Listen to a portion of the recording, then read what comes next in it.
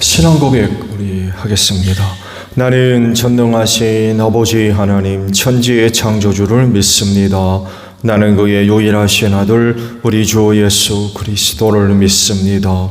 그는 성령으로 잉태되어 동정녀 마리아에게서 나시고 본디오 빌라도에게 고난을 받아 십자가에 못 박혀 죽으시고 장사된 지 사흘 만에 죽은 자 가운데서 다시 살아나셨으며 하늘에 오르시어 전능하신 아버지 하나님 우편에 앉아 계시다가 거기로부터 살아있는 자와 죽은 자를 심판하러 오십니다.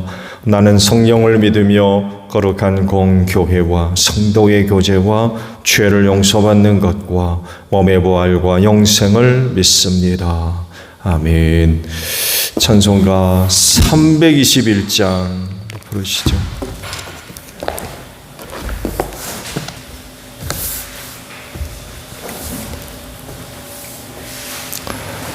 찬송가 321장이에요.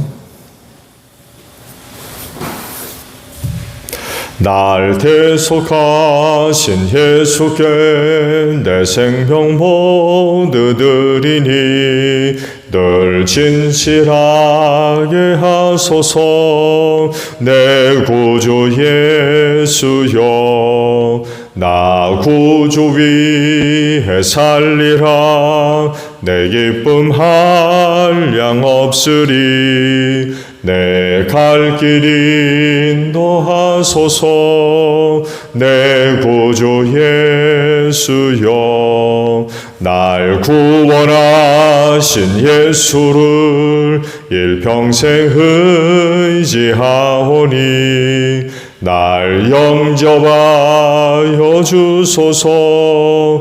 내 구주 예수여 나 구주 위에 살리라. 내 기쁨 한량 없으리. 내 갈 길 인도하소서. 내 구주 예수여 주 십자가에 달리사 날 자유하게 했으니 내 몸과 마음을 주 위해 다스게 하소서. 나 구주 위에 살리라. 내 기쁨 한량 없으리. 내 갈 길 인도하소서. 내 구주 예수여 아멘. 말씀을 봅니다. 열왕기하 9장의 말씀입니다. 열왕기하 9장 1절로 13절까지입니다. 예언자 엘리사가 예언자 수련생들 가운데서 한 사람을 불러 말하였다. 너는 허리를 단단히 묶고 손에 이 기름병을 들고 길르앗의 라모스로 가거라. 거기에 가면 그곳에서 nim시의 손자이며 여호사밧의 아들인 예후를 만나게 될 것이다. 그러면 안에 들어가 그의 동료들 사이에서 그를 불러내어 밀실로 데리고 들어가거라. 그리고 기름병을 기울여 그의 머리에 부으며 나 주가 말한다. 내가 너를 이스라엘의 왕으로 세웠다 하고 말하여라. 그렇게 말한 다음에 너는 문을 열고 속히 도망하여라. 지체해서는 안 된다. 그리하여 예언자의 시종인 그 젊은이가 길르앗의 라모스로 갔다. 그가 도착하였을 때 그곳에는 군대 장군들이 둘러앉아 회의를 하고 있었다. 그가 그들에게 말하였다. 장군님, 드릴 말씀이 있습니다. 그러자 예후가 말하였다. 우리들 가운데 누구에게 말하고 있는 겁니까? 그 시종이 말하였다. 바로 장군님께 말씀을 드리고 있습니다. 예후가 일어나서 집 안으로 들어가자 예언자의 시종인 그 젊은이는 그의 머리에 기름을 부으며 말하였다. 나 주 이스라엘의 하나님이 말한다. 내가 너희에게 기름을 부어 주님의 백성 이스라엘의 왕으로 세웠다. 너는 내가 섬기는 상전 아합의 가문을 쳐라. 나는 내 종인 예언자들의 피와 또 주님의 다른 종들의 모든 피를 이세벨에게 갚으려고 한다. 나는 아합의 가문을 모두 다 멸망시킬 것이다. 그렇다. 아합에게 속한 사람은 매인 사람이건 노인 사람이건 가릴 것 없이 남자는 누구나 이스라엘 안에서 끊어버릴 것이다. 나는 아합의 가문을 느밧의 아들 여로보암의 가문과 같이 만들고 아이의 아들 바사의 가문과 같이 만들 것이다. 그리고 개들이 이스라엘 땅 안에서 이세벨을 뜯어먹을 것이다. 그를 매장한 사람조차 없을 것이다. 그리고 난 뒤에 예언자의 시종인 그 젊은이는 문을 열고 도망하였다. 예후가 왕의 신하들이 있는 대로 나오자 한 사람이 그에게 물었다. 좋은 소식이었소. 그 미친 녀석이 장군께 무슨 일로 왔소? 예후가 그들에게 말하였다. 장군들께서도 그 사람이 누구고 그가 쓸데없이 떠들고 간 말이 무엇인지 짐작하고 있을 것이라 믿소. 그러자 그들이 말하였다. 슬쩍 넘어가지 마시오. 우리에게 사실을 말해 주시오. 예후가 대답하였다. 그의 말이 주님께서 나를 이스라엘의 왕으로 기름을 부어 세웠다고 말씀하시었다고 하였소.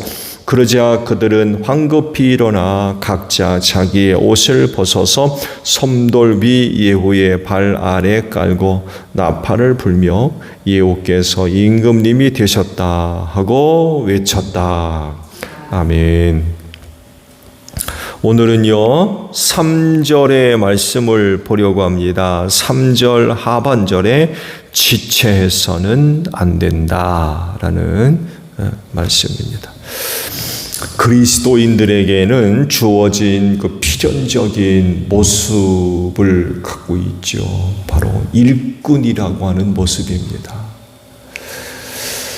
왜냐하면 하나님의 뜻을 이루기 위해 쓰임 받아야 할 사람들이기 때문에 그렇습니다. 이들에게 요구되는 게 뭐겠습니까? 충성됨이겠죠. 그래서 놀랍게도 성경을 보게 되면 이 충성이라고 하는 말이 믿음과 같은 말이죠. 문맥에 따라서 충성이라고도 번역을 하지만 믿음이라고도 번역을 합니다. 일맥상통하는 그런 그 깊은 의미를 가지고 있죠. 충성이라고 하는 말 안에는 여러 가지 의미들을 포함을 하고 있죠. 그 중에 하나가 집중이라고 하는 의미를 포함을 하고 있습니다. 즉 맡은 일에 충성된 사람은 그 일에 초점을 맞추어서 집중한다는 것입니다. 사실 그렇지 않으면 충성될 수 없죠. 충성된 사람이 맡은 일에 집중하지 않고 눈에 보이는 대로 귀에 들리는 대로 한눈 팔고 마음 뺏기고 그러면 그 충성되겠습니까? 그래서 충성이라고 하는 말의 의미 안에는 집중하다라는 그런 그 의미가 포함이 되어져 있어요. 눈에 보이는 것들이 많이 있고 귀에 들리는 것들이 많이 있다 할지라도 그런 것에 마음 쓰지 않고 내게 맡겨주신 그 일에 집중을 해서 최선을 다하는, 이게 바로 이 충성이라고 하는 것입니다. 이 모습을 오늘 그 말씀 속에서 발견할 수가 있어요. 엘리사가 예언자 수련생 하나를 불러가지고 중요한 일을 그에게 맡기죠. 그건 북이스라엘의 왕을 새로 세우는 일을 그에게 맡겼어요. 그 일이 매우 중요한 일이지만 반역이죠. 새로운 왕을 세우는 일이었기 때문에 그 일은 매우 중요한 일이기도 하지만 반역이기도 했습니다. 그러다 보니까 그 일을 아무한테 맡기겠어요? 아무한테 맡길 수가 없었던 거예요. 그래서 그 일을 맡을 만한 선지자 후보생 가운데, 수련생 가운데 하나를 골랐을 테고, 그리고 그에게 세세하게 그 일을 어떻게 해야 될지 일러 주었습니다. 말씀을 드린 대로 막중한 일이기 때문에 그냥 일을 떠맡길 수가 없었고, 맡을 만한 사람에게 맡겼고, 그리고 상세하게 일을 일러 주었던 거죠. 그러면서 이제 하신 말씀이 오늘 주신 그런 그 말씀입니다. 즉, 그 수련생 후보자가 그 예후를 만나가지고 기름을 붓고 난 뒤 그가 행동해야 할 태도를 이제 한 가지를 일러 주었던 거죠. 그 일을 실행한 후 지체하지 말고 도망쳐라 라는 얘기예요. 궁금하죠? 엘리사는 왜 그 일을 그에게 맡기면서 이렇게 행동하라고 하신 걸까요? 지체하지 말고 도망치라는 거예요. 왜 그랬을까요? 일단 할 일은 거기까지예요. 즉 예후에게 기름을 부으면서 메시지를 전달해 주는 것까지가 그가 할 일입니다. 그 일을 마쳤으면 속히 그곳을 떠나게 한 거예요. 거기 머물러 있지 말라는 거예요. 속히 떠나라.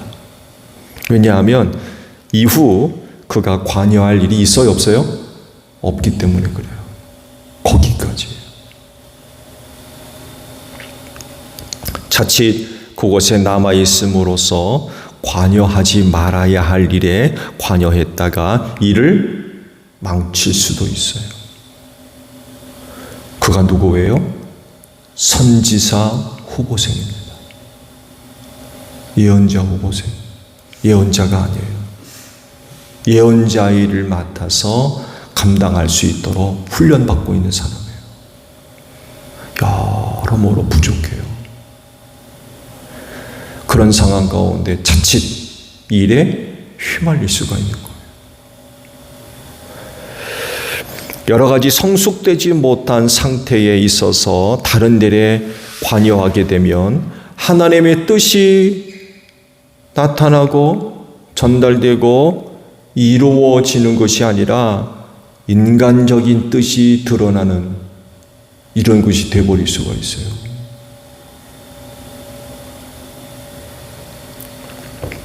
그래서 그 일을 완성하면 너는 빨리 거기를 벗어나라. 그런 얘기예요. 거기 남아있지 말고 지체하지 말고 속히 떠나라. 내가 할 일은 거기까지라는 거. 일을 마쳤으면 빨리 떠나라는 얘기예요. 즉 내가 할 일에 주의를 기울이고 초점을 맞춰서 일을 감당하고 난 뒤 일을 마쳤으면 빨리 떠나라는 얘기예요. 맡겨진 일에 충실하게 감당하기 위해서 그런 그 조치를 취하게 했던 거죠.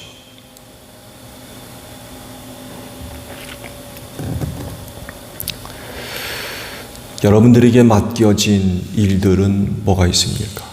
우리가 이것을 생각해 본다면 직분과 사역들을 생각해 볼 수 있죠. 그렇죠? 여러분 어떻게 여러분에게 맡겨주신 이 은혜들을 잘 감당하고 계십니까?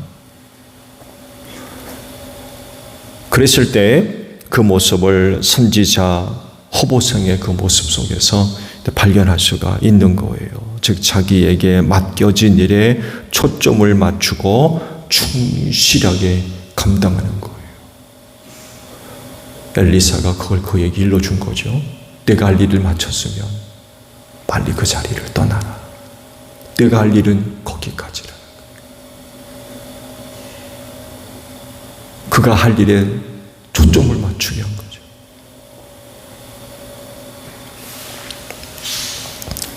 그러니까 주의 일을, 맡겨진 주의 일을 감당하면서 다른 곳에 우리의 마음을 빼앗기고 시선을 빼앗기고 그래서는 안 될 것 같아요.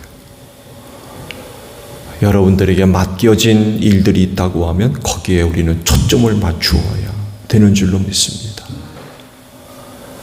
우리가 그 일을 감당하면서 눈에 보이는 것 많이 있을 거예요. 귀에 들리는 것도 많이 있고 그런 것들에 우리의 마음을 빼앗기게 되면 정작 우리가 초점을 맞추어서 일을 감당해야 할 일에 지장이 될 겁니다. 영향받을 거예요.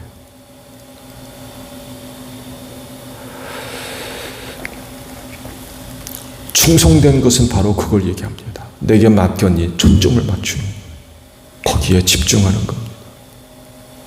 사실도 그렇게 하지 않으면 충성될 수가 없어요.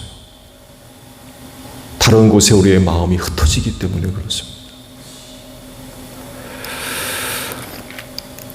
그렇지인데 여러분이 감당해 나가야 할 그 사역과 직분에 초점을 맞추는 여러분들이 되시기를 바랍니다.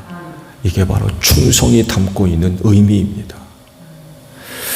일꾼 삼으신 주님 앞에 충성된 일꾼 되시는 여러분들 되시기를 바랍니다.